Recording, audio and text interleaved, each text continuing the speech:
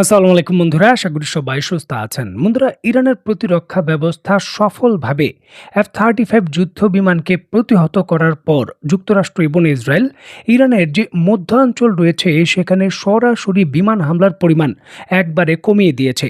অনেকটা শূন্যের কাছাকাছি তারা এনে ফেলেছে। দেখুন, বিভিন্ন সূত্র নিশ্চিত করছে প্রথম দিকে ইরানে 2 সপ্তাহ অভিযানের পর যুক্তরাষ্ট্র এবং ইসরায়েল অনেকটা এমন ধারণা করেছিল ইরানের আকাশ প্রতিরক্ষা ব্যবস্থা ভেঙে পড়েছে। তবে ইরান হঠাৎ করেই সেগুলো শক্তিশালীভাবে চীনের সহযোগিতায় সক্রিয় করে খুবই ভালো পারফরমেন্স দেখাচ্ছে। এমতো অবস্থায় ইরানের অভ্যন্তরে বা একেবারে মধ্যাঞ্চলে প্রবেশ করে হামলা করাটা অত্যন্ত ঝুঁকিপূর্ণ, যার জন্য যুক্তরাষ্ট্র এখন তাদের শক্তিশালী যুদ্ধ বিমান, এমনকি ইসরায়েলও তাদের বিমানগুলো ইরানের অভ্যন্তরে নিতে চায় না। এবং যুক্তরাষ্ট্রের কৌশলগত বড় ধরনের চাপ যখন ইরানের আকাশ প্রতিরক্ষা ব্যবস্থার সক্রিয় হওয়া, ঠিক এমত অবস্থায় ইরাক সরকার আগামী 72 ঘন্টার জন্য তাদের আকাশ সীমা সম্পূর্ণ বন্ধ ঘোষণা করেছে। কোনো ধরনের বেসামরিক বিমান বা কোনো ধরনের সামরিক বিমান প্রবেশ করতে পারবে না। বলতে পারেন অনেকটা নো ফ্লাই জোনের মতো আগামী 72 ঘন্টার জন্য। এটিও কিন্তু যুক্তরাষ্ট্রের জন্য অন্যতম বড় মাথা ব্যথা এবং চিন্তার কারণ। স্ক্রিনে নিশ্চয়ই আপনারা দেখতে পাচ্ছেন, বর্তমানে ইরাক থেকে শুরু করে ইরান এবং কুয়েতের এই পুরো অঞ্চল, এমনকি সিরিয়ার আশেপাশ দিয়েও কোনো ধরনের বিমান কিন্তু চলাচল করছে না ইরাকের এই 72 ঘন্টা সরাসরি আকাশসীমা বন্ধের কারণে। এখন যখন একটি আকাশে কোনো সাধারণ বিমান প্রবেশ না করে, সেখানে হামলা করাটা কঠিন, কারণ আকাশে তখন রাডারের যে ওয়েব রয়েছে যুদ্ধ বিমানগুলোকে সহজে শনাক্ত করতে পারে। আর যদি অন্যান্য প্রাইভেট প্লেন বা বেসরকারি যে সকল যাত্রীবাহী বিমান রয়েছে প্রবেশ করে, তাহলে সেখানে শত্রু দেশের বিমান ভূপাতিত করার ঝুঁকি থাকে। কারণ দেখা গেল যে শত্রু বিমান ভেবে যাত্রীবাহী বিমানে আক্রমণ হয়ে গেল, তখন বিশ্ব পরিস্থিতিতে জনমত কিন্তু ইরানের বিরুদ্ধে যেতে পারে।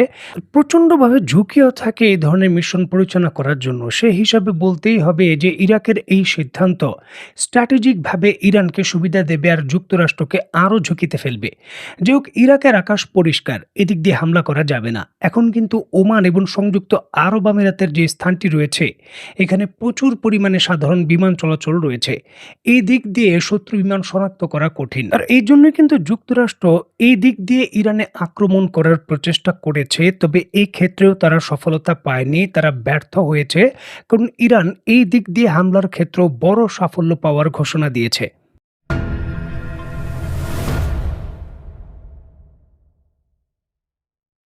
স্ক্রিনে নিশ্চয়ই আপনারা দেখতে পাচ্ছেন পরিষ্কারভাবে ইরানের প্রেস টিভি একটি গুরুত্বপূর্ণ ভিডিও ফুটেজ প্রকাশ করেছে, তার ছবি দেখছেন। আকাশে উড়ন্ত অবস্থায় F-15 স্ট্রাইক ইগলকে ইরানের আকাশ প্রতিরক্ষা ব্যবস্থা শনাক্ত করছে এবং চূড়ান্তভাবে এই বিমানটিকে শনাক্ত করার পর তারা এর বিরুদ্ধে শক্তিশালী পদক্ষেপ নেয় এবং এই হামলায় বিমানটি মারাত্মকভাবে ক্ষতিগ্রস্ত হয়ে উপসাগরীয় কোনো দেশে জরুরি ভিত্তিতে অবতরণ করেছে, এমনটা দাবি করেছে ইরান। অত্যন্ত গুরুত্বপূর্ণ এই বিষয়টিকে কেন্দ্র করে ইরানের প্রেস টিভি থেকে শুরু করে তাসনিম নিউজ এবং অন্যান্য বড় বড় সংবাদ মাধ্যম এবং বাংলাদেশের সংবাদ মাধ্যমও এই খবরের যে সত্যতা রয়েছে তা নিশ্চিত করেছে। বলা হচ্ছে যে আগামী 48 ঘন্টার ভেতর হরমুজ প্রণালী খালি করে দেওয়ার জন্য ডোনাল্ড ট্রাম্প যে ডেডলাইন দিয়েছেন, তা বাস্তবায়নের জন্যই কিন্তু প্রাথমিক মিশনের যেই ট্রেনিং রয়েছে বা বাস্তবতা রয়েছে তা পরীক্ষা করার জন্য যুদ্ধ বিমানগুলো ওই দিক থেকে আক্রমণের প্রচেষ্টা করেছিল। আর এমন সময়ই কিন্তু এই যুদ্ধ বিমানটি নতুন করে ভূপাতিত হওয়ার খবর পাওয়া গেল। এখন পরিষ্কারভাবে ডোনাল্ড ট্রাম্প যে 48 ঘন্টার ডেডলাইন দিয়েছেন, ইরান যে সেটা মানবে না। এই বিমানের বিরুদ্ধে এই আক্রমণের মাধ্যমে তারা এই বার্তা দিল। সামরিক বিশেষজ্ঞরা কিন্তু এমনটাই মনে করছেন। দেখুন, প্রশ্ন কিন্তু এই জায়গায় এটাও উঠছে যে হরমুজ প্রণালীতে যে বিমানের প্রবেশ এবং নতুন করে যুক্তরাষ্ট্রের প্রচেষ্টা, এই বিমানগুলো আসলে কোন ঘাঁটি ব্যবহার করে আসছে। সংযুক্ত আরব আমিরাত, সৌদি আরব অলরেডি কিন্তু অনুমতি দিয়ে দিয়েছে কয়েকটি ঘাঁটি তাদের ব্যবহার করার জন্য। এখন সেই ঘাঁটি থেকে এই বিমানগুলো যদি উড্ডয়ন করে থাকে, তাহলে নিশ্চিতভাবেই সৌদি আরব এবং সংযুক্ত আরব আমিরাতের বিভিন্ন ধরনের তেল ক্ষেত্র, গ্যাস ক্ষেত্র, সেখানে ইরান শক্তিশালী প্রতিক্রিয়া দেখাবে। কারণ ইরান অনেকটাই প্রতিশ্রুতিবদ্ধ, তারা এমনটাই দাবি করছে, বলেছে যে আমাদের বিরুদ্ধে যদি উপসাগরীয় দেশগুলো কোনো সহযোগিতা করে, অবশ্যই তার উপযুক্ত জবাব দেওয়া হবে। নিশ্চিতভাবেই কিন্তু আজকে সারাদিন তার একটি বড় আমরা প্রতিক্রিয়া মধ্যপ্রাচ্যের এই দেশগুলোর বিরুদ্ধে দেখতে পারি। এবং একদিকে নতুন একটি F-15 স্ট্রাইক ঈগল যখন ক্ষতিগ্রস্ত হওয়ার কথা শোনা যাচ্ছে এবং প্রকাশ্যে আসছে, ঠিক এমতো অবস্থায় আরেকটি ভিডিও ফুটেজ ইরান প্রকাশ করেছে। স্ক্রিনে নিশ্চয়ই আপনারা দেখতে পাচ্ছেন। ইরানের তথ্য অনুসারে এটি একটি MQ-9 রিপার ড্রোন, যেটা যুক্তরাষ্ট্রের তৈরিকৃত। সর্বশেষ তারা হরমুজ প্রণালীতে এই ড্রোনটিকেও ভূপাতিত করেছে।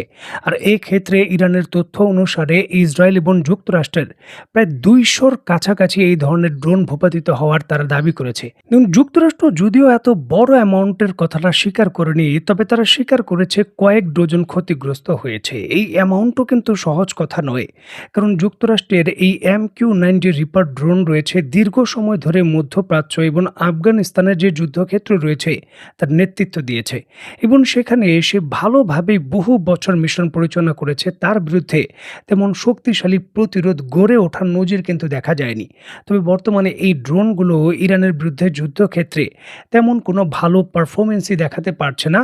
আর এক্ষেত্রে যুক্তরাষ্ট্রের স্ট্র্যাটেজিক অত্যন্ত গুরুত্বপূর্ণ এই অস্ত্রটির যুদ্ধক্ষেত্রে যে কৌশলগত উপযোগিতা রয়েছে তা নিয়েও কিন্তু প্রশ্ন উঠছে।